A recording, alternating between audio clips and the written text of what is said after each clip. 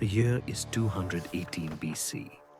Rome and Carthage, two of the ancient world's greatest powers, are about to clash in one of the most brutal and decisive conflicts in history, the Second Punic War.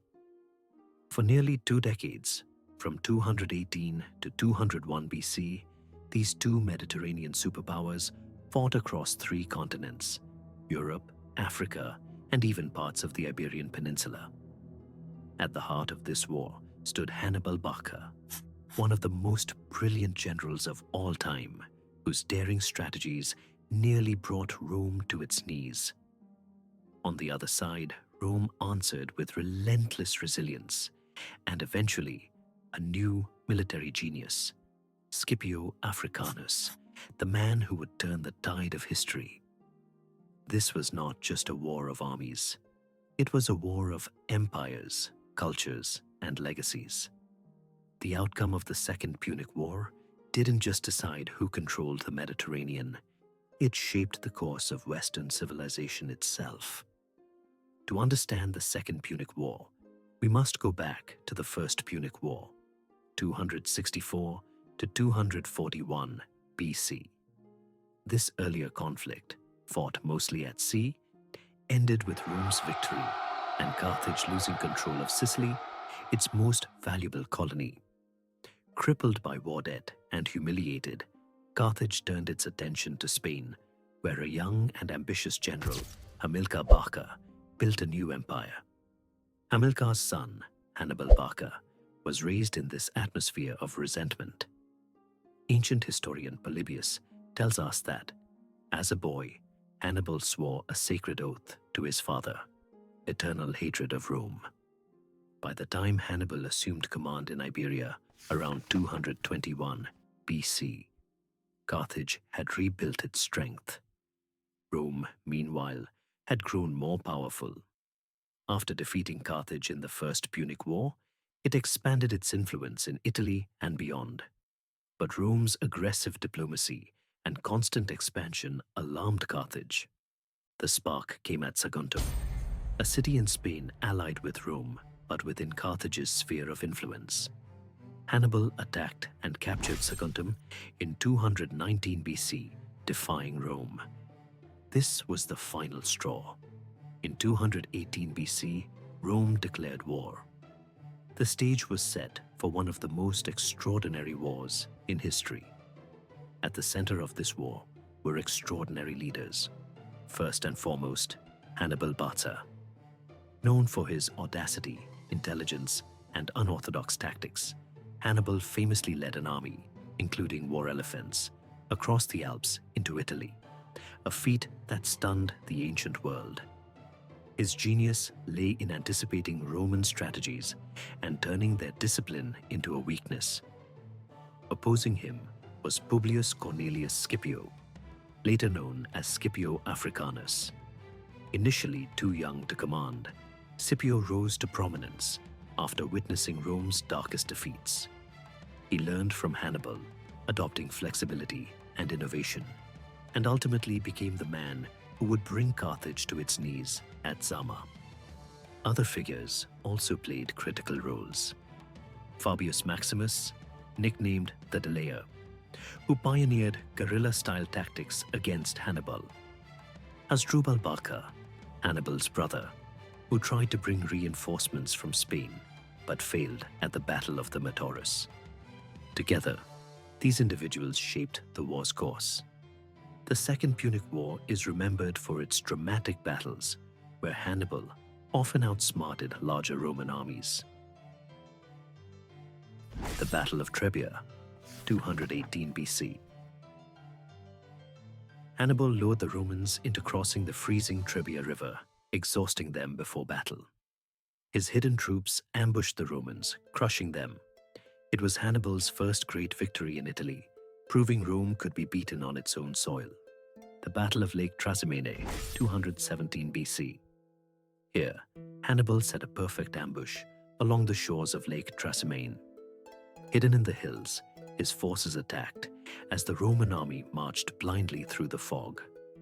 The result: nearly 30,000 Romans killed or captured. one of the largest ambushes in history. The Battle of Cannae, 216 BC. Perhaps Hannibal's masterpiece. Facing a much larger Roman army, around 80,000 men, Hannibal arranged his forces in a crescent formation. As the Romans pushed forward, the Carthaginian wings closed in, surrounding them completely.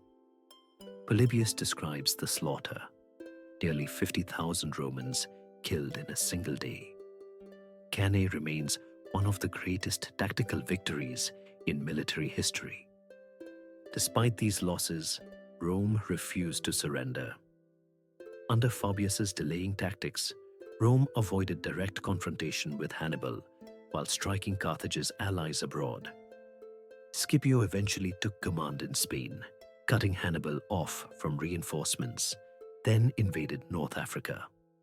The Battle of Zama, 202 BC. Hannibal and Scipio finally met at Zama in modern-day Tunisia. This time, Rome was ready. Scipio neutralized Carthage's war elephants and used flexible formations to counter Hannibal's tactics. With Numidian cavalry on his side, Scipio routed Hannibal. Hannibal, undefeated in Italy, suffered his first and final major defeat. Carthage was forced to sue for peace. What made the Second Punic War so fascinating was the clash of military styles. Hannibal's genius lay in deception and mobility. He excelled at ambushes, surprise maneuvers, and using terrain to his advantage. His ability to integrate diverse troops, Celtic warriors, Iberians, Numidian cavalry, and elephants, made his army unpredictable. Rome, on the other hand, relied on discipline and numbers. Early defeats taught them a harsh lesson. Rigid formations could be exploited. Under Fabius, Rome adopted a war of attrition, avoiding pitched battles with Hannibal. Later, under Scipio, Rome evolved, adopting Hannibal's flexibility. This war marked innovations in strategy, particularly the use of double envelopment at Cannae and combined arms coordination at Zama. It was a brutal classroom for Rome, but one that forged them into an unstoppable military power. The war ended with the Treaty of Zama, 201 BC. Carthage had to surrender its fleet, pay a crushing indemnity, and could no longer wage war without Rome's permission. Though Carthage survived as a city, it was reduced to a shadow of its former self. For Rome, victory meant dominance. With Carthage humbled, Rome became the unrivaled master of the Western Mediterranean. This set the stage for further expansion into Greece, Asia Minor, and beyond. But the consequences were also human. Entire generations of Romans were lost to battles like Cannae. Hannibal himself, after years of political exile, eventually took his own life to avoid capture by the Romans. Historian Livy wrote that no enemy had ever so terrified Rome as Hannibal did. Yet in defeating him, Rome proved its resilience and adaptability, traits that would allow it to build an empire lasting centuries.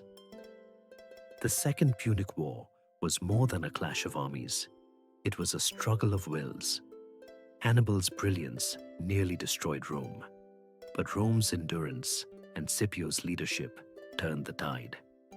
From Trebia to Cannae to Zama, this conflict showcased some of the greatest military maneuvers in history. Its legacy is a reminder of how innovation, resilience, and leadership can change the fate of nations. In the end, Rome emerged as the supreme power of the ancient world, while Hannibal became a legend, admired even by those he fought. And that is the story of the war that defined an empire, the Second Punic War.